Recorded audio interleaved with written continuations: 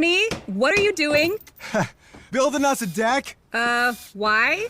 To spend more time outside. No, why are you doing it?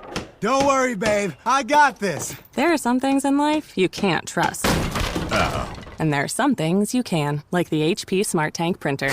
With up to 2 years of ink included and outstanding print quality, you can always rely on the HP Smart Tank. From HP, America's most trusted printer brand. Available at Amazon. He'll forget about the video game you gave him on his birthday. Wow! Thanks, Grandpa! But he'll never forget how you invested in his future with the UNest app. Wow. Thanks, Grandpa. The UNest app makes it easy for grandparents and family friends to give funds to a child's investment account for a limited time. Download the UNest app and use the code IHEART50 at sign-up to receive a $50 bonus when you fund your account. That's code IHEART50 when you sign up at unest.co for a $50 bonus. See terms and conditions at unest.co.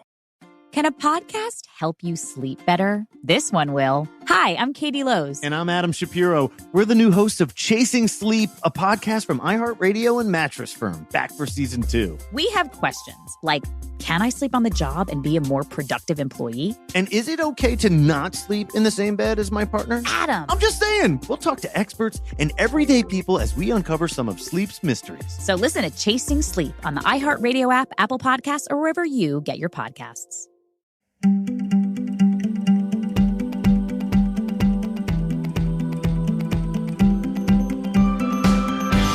Hi, everyone. It's Amanda Rieger Green. Welcome to Soul Sessions. Thank you for joining me.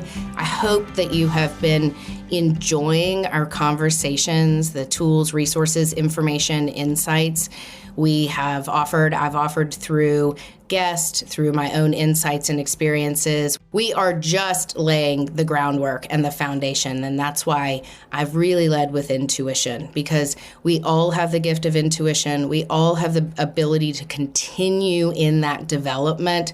And I hope you recognize, by beginning to incorporate tools and resources and practices that are accessible and resonate with you, you're starting to see a deeper meaning within yourself. You're starting to find deeper alignment, deeper truth. Yes, this takes dedication. It takes deliberation, practice, intention, repetition, more than anything. It never stops. We never stop growing and evolving. That's how I look at intuition.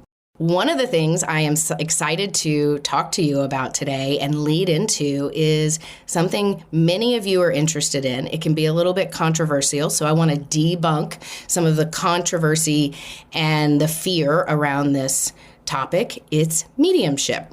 Of course, many of you know I am a medium. First and foremost, I'm a claircognizant and precognitive, meaning I receive downloads of information and insights from the past, and I see into multiple future probable outcomes, different trajectories, different probabilities, lines of time that can play out, and they being the soul, the collective, the energy that comes through when I connect personally with someone, with a business or an organization. I can see the consciousness and the energy, and it shows up so multifaceted that I call it they, so that's they.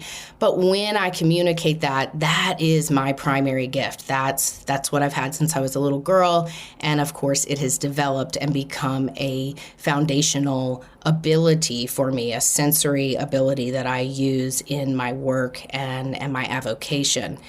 But I also have the gift of mediumship, the ability to connect with loved ones, people on the other side who have died, who've crossed over. And sometimes mediumship extends to spirit guides, angels, other beings or entities on the other side. And I'm using the word entity. I don't want to frighten you with that word. But there are light beings. There are rays of light, beings of energy. We have such a confluence of intelligence, energy, love, frequency, of support and guidance on the other side that it's almost unfathomable from a human standpoint. And usually when I connect with someone, not only am I able to connect with their soul, their higher self, the part of you, the part of that person that is connected to God, to the divine, and whatever path you find to God, whether it's through your Christianity and through Jesus, whether it is Judaism or Buddhism, whatever way you find God, source, spirit, we all have souls, and our souls are seated from the divine. It's connected to our higher consciousness. but we also have all of this intangible support, resources, tools. And I say tools because if we can use our guides, our loved ones, as a tool to even deepen our intuition, our knowing, our trust, our meaning with ourselves, that is rich. So mediumship, connecting with your loved ones on the other side.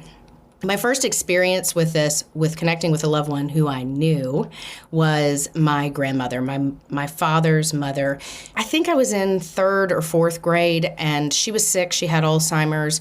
We lived a couple of hours away from her in Louisiana, and she had Alzheimer's. She was in an assisted living, a nursing home, actually, at the time, and I didn't know that she was imminent, that her death was imminent, that she was actively dying. My parents hadn't discussed that with me. I knew that she was sick and deteriorating, and certainly had deteriorated mentally. If you've dealt with Alzheimer's and dementia, I know everyone out there can be very familiar with that, and it's a hard and a debilitating disease, not only for the person, but for the loved ones.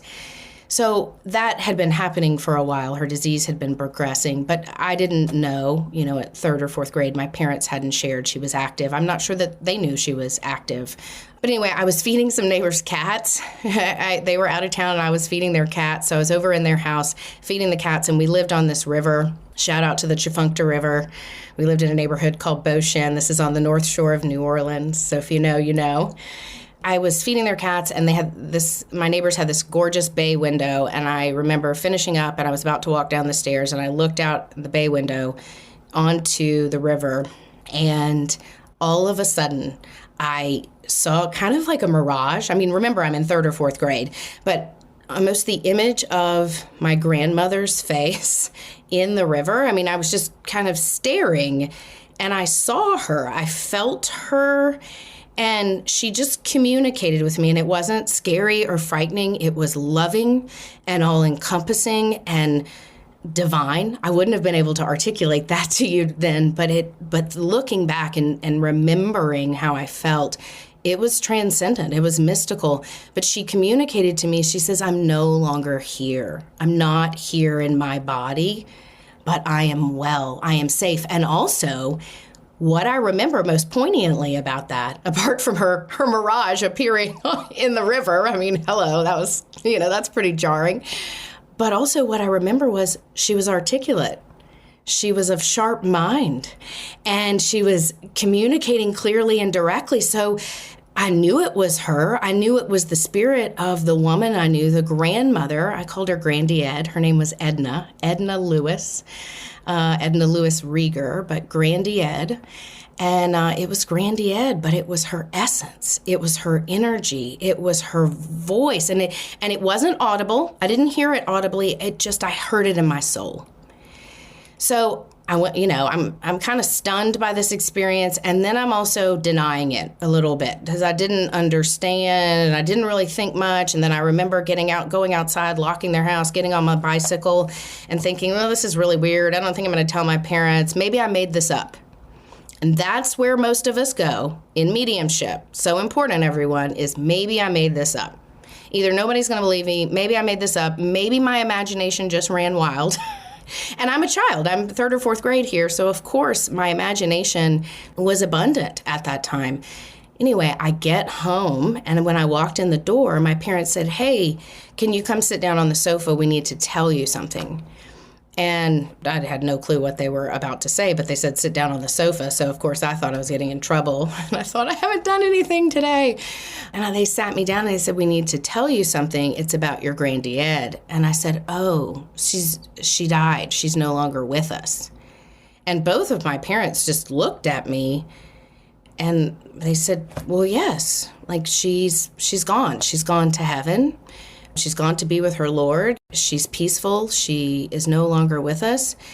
And they looked at each other, and I don't remember if they said, "How did you know that?" Or I don't remember the exact dialogue, but they were both stunned. And I said, "I know. She told me she was gone."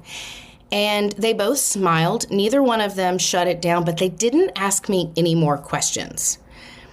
And that's what I remember most. And that's one place where, especially with children, and as a parent, and learning how to communicate with your children, if you're open to it, to their intuition, to what they see, what they feel.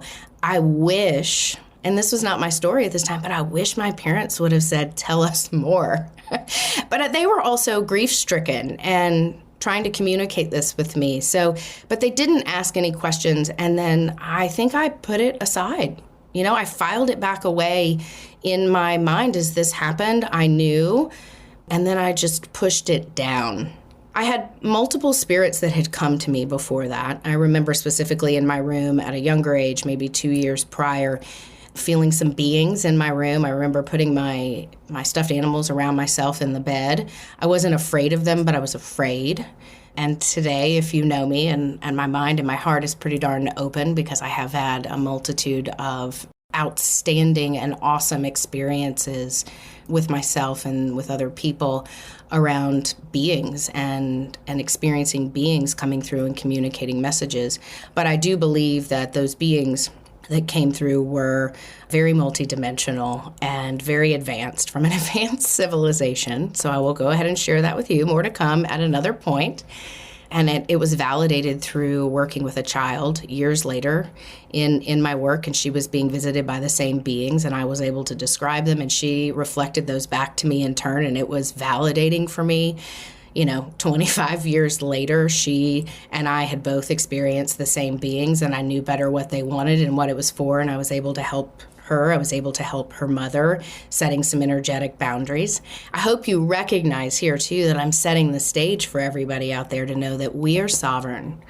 We have the ability, through our beliefs, through our energy, to set boundaries around what we are available to communicate with. And if it comes from our light, if it comes from love, if it comes from the heart, and if we believe that we are worthy of that sovereignty, that safety, that security, then we're setting a boundary, a clear boundary with energy, that we are available for the light, for energy to flow through, to communicate. And not all of us need to or have to do this stuff. This is if you're interested, if you're wanting to connect with a loved one, or you're wanting to open your heart to connect with greater intelligence, whatever may be out there. We all have this gift and ability. And even if you're reaching out and wanting to connect to a medium, and I can give you some tips around doing that, how to set intentions and really ensure that the space and the energy and the messages delivered really are safe and of the highest light. You want those ethics and that integrity. But this is about knowing our beliefs are imperative, that your energy, your intention, and your belief really can withstand so many circumstances or scenarios that are sometimes hard to explain. So let me go into this a little bit further.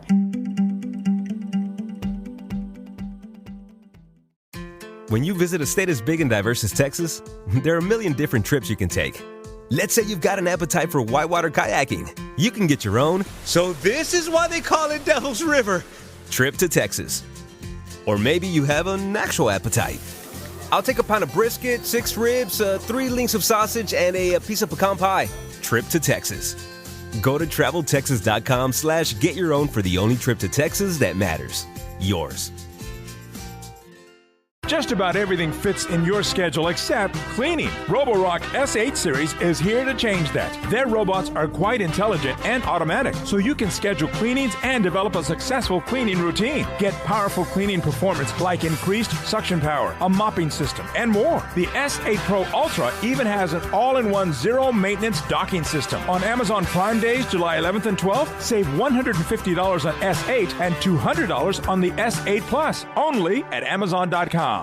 Enhance your child's reading journey with the Good and the Beautiful's Reading Booster Program. Choose from 3 all-in-one kits for kindergarten, 1st, or 2nd grade at readingbooster.com. Each kit includes reading cards, books, and games designed to create fun ways to learn phonics, sight words, and vowel sounds. There's even a free ad-free app with additional games and kid-safe content. Bring home a love of learning with the Good and the Beautiful. Visit readingbooster.com today. Later down the road, like I said, I would have visits from other beings. I wouldn't share these with other people. I wouldn't know how to communicate them for a very long time. I do remember when my father passed away, I was 18 years old. He passed away very tragically in our home from a cardiac event. And it was painful. It was really painful to watch. And I do remember while the EMTs were there and my mom and my dad, and I was standing one foot on their carpet in their master bedroom and one foot in the hallway. And I remember this so profoundly because it was like I was standing in this doorway, and I think of it as like standing between the worlds because I was in trauma and shock and fear, and you can just imagine all the things rushing through me and witnessing this. And it wasn't an easy death for my father. It was quite painful, and it was very painful to watch. But I remember almost disassociating or floating out of my body. And I heard my father say, and he wasn't able to communicate. He was basically, and this is graphic, but this is what happened. He was drowning in his own fluid. His heart was not able to pump fluid off of his lungs, and so his body was swelling. He could not verbally communicate. His facial expressions, which were going blank, he had no oxygen pumping into his body, so he couldn't verbally communicate. But I remember literally standing in that doorway and my consciousness floating above my body, disassociating from my physical body and my being, and there's all this chaos, so to speak, in the room with the EMTs, the doctor. We had a doctor that lived next door to us that was there with my dad, my mom. I mean, it was insanity. But I heard my father say, I'm out of my body, and I heard him say, do not let them intubate me. I do not want to be intubated, meaning he did not want life support. He knew what that entailed. He did not want life support. And one of the EMTs walked by me, and I just said, don't intubate him. I'm 18 years old. This is 1999. Maybe I had seen a few episodes of ER at the time. That's what was popular then, so I might have known some of those words. My mom was a nurse. My dad was a pharmacist. I came from a very medical family, so those things were familiar. But I said to the EMT, I said, do not intubate him. He doesn't want to be intubated. And the EMT looked at me and he says, how do you know what intubation is? And my mom immediately says, she knows what this is, and she's right. He doesn't want to be intubated. And she was a nervous wreck at the time, but it was almost like she needed me to say that so she could articulate that to them, because he did end up, they officially coded him at the hospital, but I'm pretty sure that he died in our home. But if they would have intubated him, we would have had to remove life support. It was already traumatic enough. He was not going to come back to and be healthy and well. So a multitude of decisions, traumatic decisions, would have ensued after the fact. And he didn't want that. But I heard him say that. I just heard it. I heard him say that to me. So that was a turning point, and I remember it now. My mom and I got to discuss that at later points, and she remembers, she said to me, yeah, I remember the ENT looked at me and he said, how does she know what intubation is? And she said, and it snapped me into reality of making sure that they didn't intubate him, there in the room or in the ambulance or when we got to the hospital. And so, things like that can come through where I didn't look at that as mediumship. I just looked at it as being present and knowing and listening and saying and speaking. And then again, we would flash forward years before I really got a dose of my abilities as a medium, as a channel, to be able to channel information from the other side.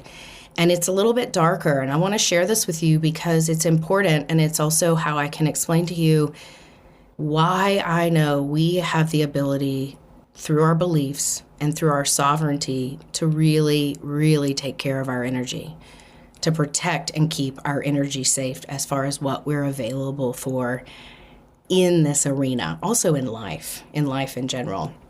Around 28, 29, 30, 31, 32, that time frame. That's really, and if many of you know, I've shared my story in different places, and I'm not sure I've gone into it too much in the podcast, and I'll go into it a little bit here. But at that phase of my life, I started to struggle with alcoholism and then addiction, and those were things that had been a propensity of mine for a while. I'm a need for speed kind of person. I'm all or nothing. When I'm in, I'm in. When I'm out, I'm out. And with alcoholism, I started to drink too much. And a lot of it, what for me, was sometimes drinking not to feel, sometimes drinking to feel, to be angry, because I would suppress and repress emotions. I've told you all I'm a Libra. I can be a people pleaser. So saying yes and acquiescing is something where I have a lot of opportunity to learn, to really learn my boundaries and my truth and my voice. But my alcoholism got very dark, and I would suit up and show up for work every day. I had a job that I loved, and I was very dedicated to it in healthcare. It was also very stressful. I often worked 6 or 7 days a week, and I was contributing and productive. I didn't have the greatest personal relationship and home life. I also was just losing myself. I wasn't happy. I couldn't find myself, my meaning, my purpose. I really had a lot of struggles going on, and I was also battling depression. I didn't know it at the time, and sometimes it's kind of horse and cart dialogue in the sense that, was it the alcoholism that caused the depression that caused the alcoholism? It was just both. It was what it was, and so I had depression and alcoholism.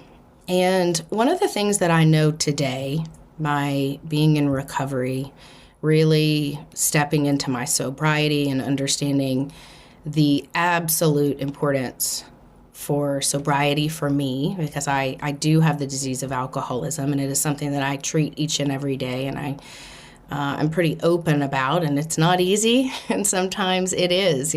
But it sure is rewarding, and it for me it is of the light. But when I was in my lowest and my darkest, my immune systems were down. Mentally, my immune system was tanked. I was not mentally clear, healthy, or well. Emotionally, I was drained, exhausted. I was erratic. I was up high to low, up and down, all over the place. And some of that was just my own lack of well-being, and then also the substances that I was putting in my body that were keeping me out of whack, and that leads to my physical immune system. I was physically not well. I had developed some stomach ulcers.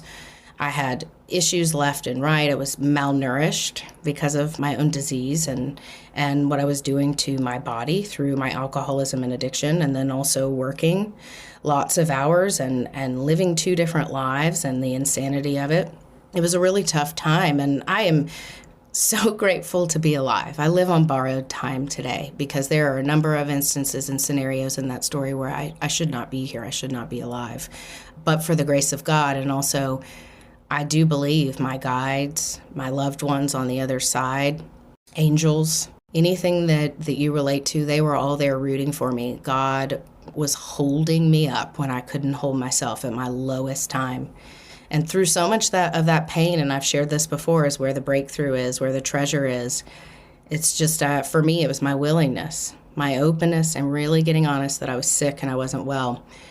But in that dark time, back to the mediumship piece, there were multiple instances where in the middle of the night I would wake up, and I don't remember waking up, but my mom reflected this back to me. Sometimes I would spend the night with her or be with her, and she witnessed this. I would wake up, or I would be in a blackout state induced by my own alcoholism and addiction, and I would rage, I would be violent, but I also, this is what my mom explained to me, and I remember it now. I just saw it through her eyes. I would go into a really dark state. My eyes would shift, and she said they were almost all black.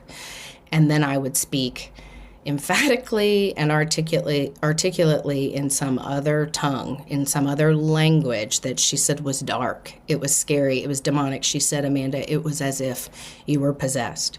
And what would happen in those instances, I would wake up the next morning or come to, and I would not have remembered what happened. And my mom would be in shock or terror, or the guy that I was dating at the time, he also was privy to this and subject to it multiple times. But I would say, what is everybody so upset about? What are you mad about? I drank too much last night, and I'm sure I misbehaved. I mean, that's where, and that's the mind of an alcoholic. So that's where that goes. But I also really had no clue, and they would reflect back to me, well, you weren't just out of it. You were not you.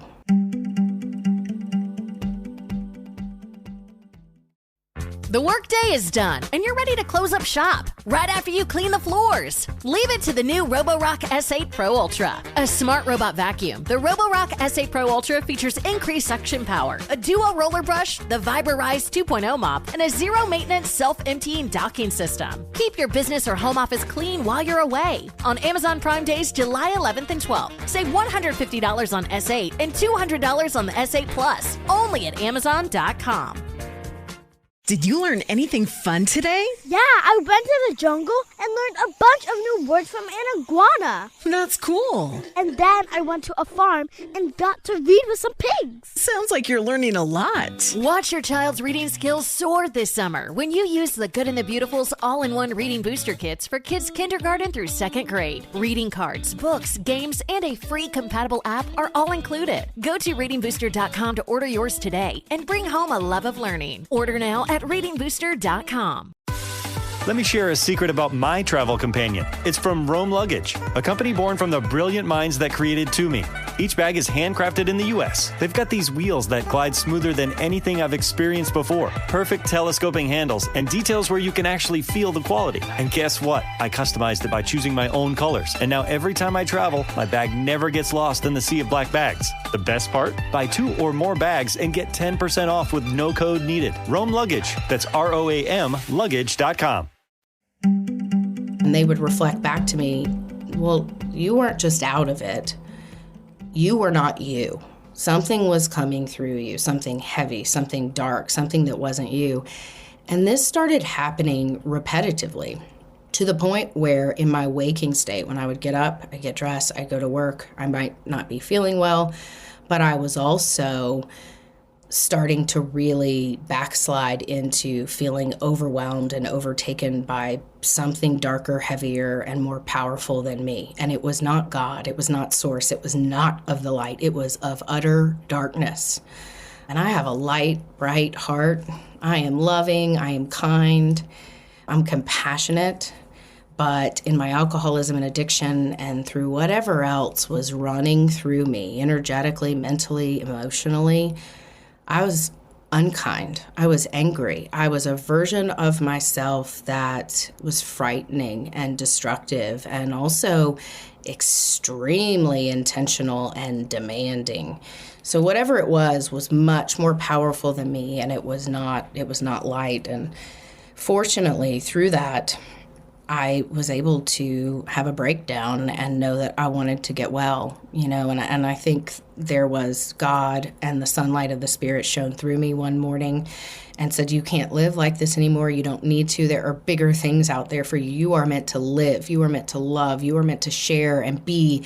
And people love you and people want you to live. And it was like all of that flooded through me. And, as scary as it was, I surrendered and said, okay, I'm ready. I need help. And that story and journey is beautiful.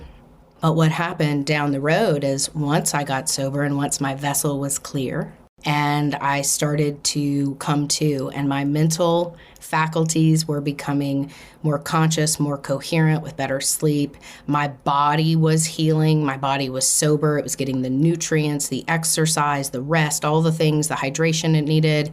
My emotions, I was doing immense process work, therapy to work through past traumas, my addiction, my alcoholism, with a lot of professional support and recovery support. So using all these tools, all of a sudden, my gifts, my intuition started waking up, and that's when spirits started showing up.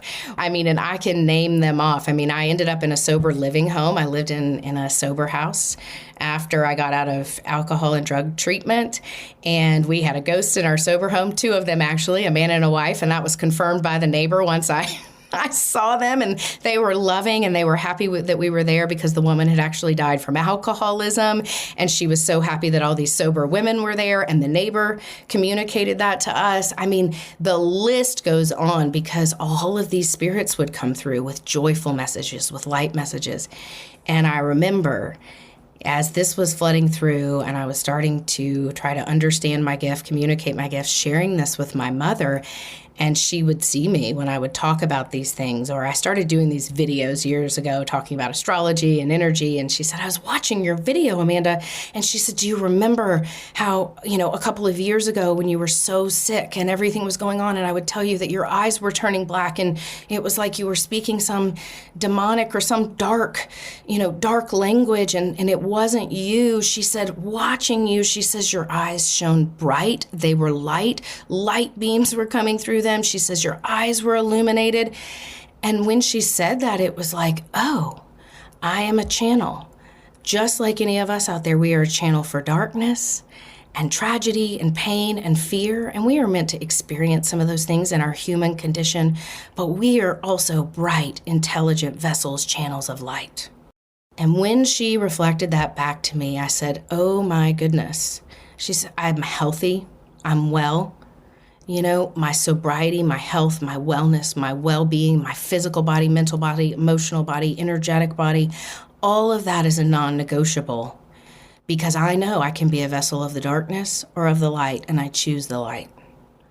And that is something I live by each and every day. And why I'm sharing this with all of you, just in talking about and introducing mediumship. And we've got a great dialogue coming up for you next week with Lindsay Marino. She is a medium, and she and I dive into tools and resources and practical ways to access mediumship, connecting with your loved ones on the other side, because it is profound.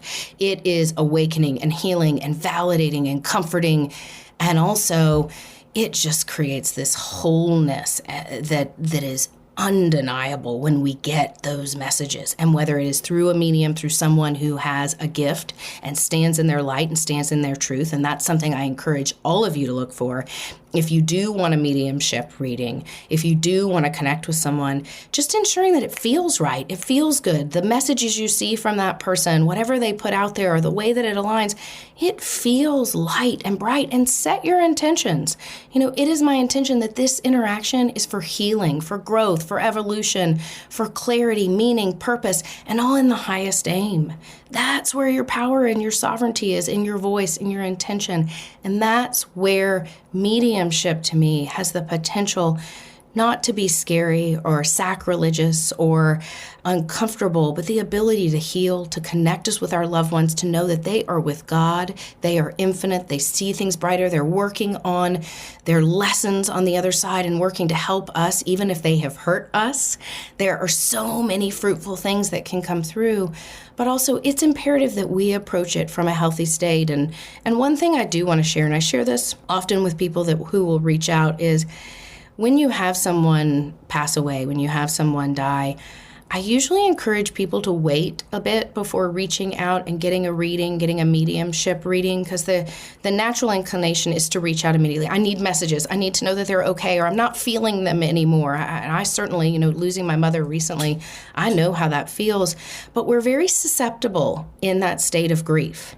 There's acute grief going on and bereavement, and we can be very susceptible. Those immune systems that I talked about, you maybe mentally are just not as charged up because you're hurting, you're in pain, emotionally, energetically, physically.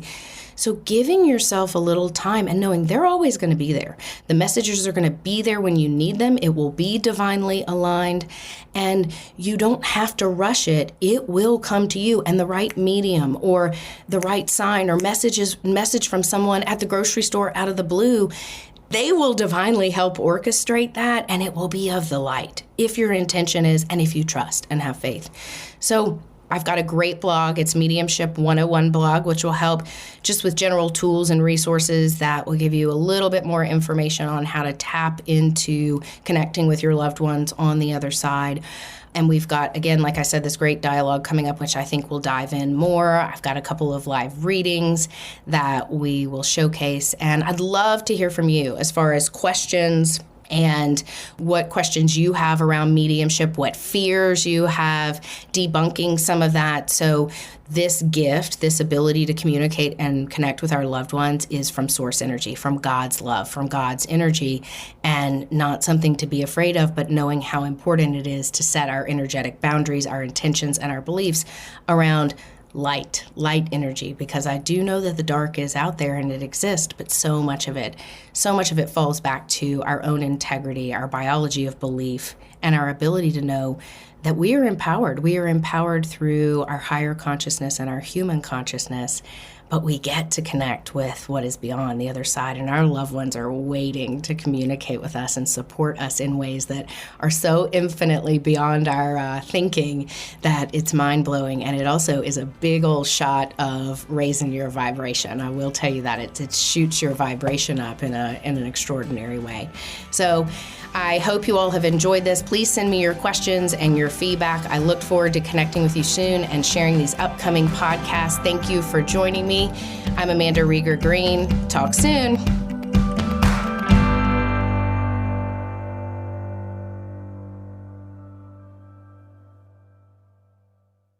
Just about everything fits in your schedule except cleaning. Roborock S8 series is here to change that. Their robots are quite intelligent and automatic, so you can schedule cleanings and develop a successful cleaning routine. Get powerful cleaning performance like increased suction power, a mopping system, and more. The S8 Pro Ultra even has an all-in-one zero-maintenance docking system. On Amazon Prime Days, July 11th and 12th, save $150 on S8 and $200 on the S8 Plus, only at Amazon.com. Enhance your child's reading journey with the Good and the Beautiful's Reading Booster Program. Choose from 3 all-in-one kits for kindergarten, 1st, or 2nd grade at readingbooster.com. Each kit includes reading cards, books, and games designed to create fun ways to learn phonics, sight words, and vowel sounds. There's even a free ad-free app with additional games and kid-safe content. Bring home a love of learning with the Good and the Beautiful. Visit readingbooster.com today. Ever thought your luggage could reflect your style? Well, the founders of Toomey did, and that's how Rome Luggage was born. It's where superior construction meets effortless mobility, thanks to the smoothest wheels you'll ever encounter, lightest shells, and watertight zippers. Each piece is handcrafted in the U.S. with an unwavering focus on quality. But the fun doesn't stop there. You get to play designer, choosing colors that resonate with you. Your Rome Luggage becomes your personalized travel statement. And a little insider tip, get yourself 2 or more bags. You'll score a sweet 10% off, no code needed. Just go to ROAMluggage.com.